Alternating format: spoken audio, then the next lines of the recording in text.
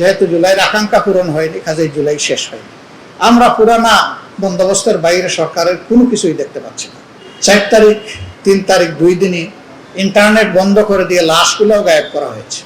5ম দিনে যেদিন হাসিনার পতন হয় সেদিনও আশুলিয়ায় মানুষগুলোকে অর্ধমৃত অবস্থায় ট্রাকে ফেলে সেখানে পেট্রোল ঢেলে আগুন জ্বালিয়ে তাদেরকে ছাই করা হয়েছে।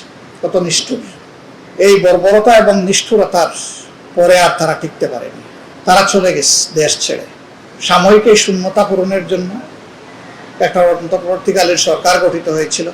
সেই সরকারের উপদেষ্টা শেষ পর্যন্ত তারা তাদের দায়িত্ব পালনের নিরপেক্ষতার পরিচয় অনেকেই দিতে পারেননি। 8টা মাস একটা না আলাপ আলোচনা করে বেশিরভাগের মতের ভিত্তিতে একটা চার্টার রচনা হলো।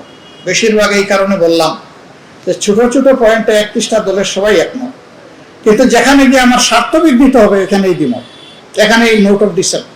এটা বর্তমান সরকারি দলের পক্ষ থেকেই কার্যত দেওয়া হয়েছে। আমরা যে 2-1টা দিয়েছি এটা আমাদের দলের কোনো প্রোটেকশনের জন্য দিই, এটা জনগণের প্রোটেকশনের জন্য দিয়েছি। এমনকি গণভোটের বক্তব্যটা প্রস্তাবটা তারাই প্রথমে গণভোটের জন্য মানুষকে ভোট দেওয়ার আহ্বান জানিয়ে এবং জনগণকে কথা দিয়ে যে নির্বাচন হলো, যে কায়দায় হোক তারা গেলেন ক্ষমতায়, 2/3 পেয়ে গেলেন, এবার তাদের মানসিকতা বদলে গেল। আমরা পুরানা বন্দোবস্তের বাইরে সরকারের কোনো কিছুই দেখতে পাচ্ছি না। লোডশেডিং কিংবা ঘরের বাইরের তীব্র গরমে ওয়ালটন রিচার্জেবল ফ্যান থাকলে থাকবে শুধু বাতাস আর বাতাস। কি দেখছি, কয়েকটা কার্ড বিতরণ দেখেছি, তাও নিজস্ব লোকদের মধ্যেই ম্যাক্সিমাম। এ নিয়েও আবার বিভিন্ন ধরনের কথা আছে, কিন্তু সেই চাঁদাবাজি আগের চাইতে বেশি, সেই দুর্নীতি আগের চাইতে বেশি, সেই দলীয়করণ আগের চেয়ে বেশি। এর জন্য কি এতগুলা জীবন চললো, এতগুলা মানুষ পঙ্গু হলো?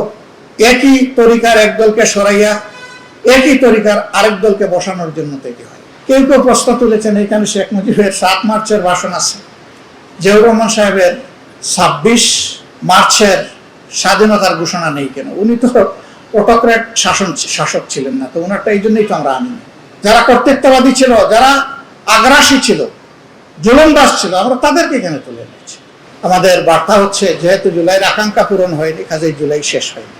জুলাই সেদিনই একটা ভালো পরিসমাপ্তি পাবে যেদিন জনগণের অধিকার নিশ্চিত হবে, যে জন্য এই আন্দোলনগুলো হয়েছিল, যে প্রত্যাশা নিয়ে আকাঙ্ক্ষা নিয়ে, এটা যখন পূরণ হবে জুলাই সেদিন সার্থকতা হবে। আর আমরা লিখবো না যে জুলাই শেষ হয়নি।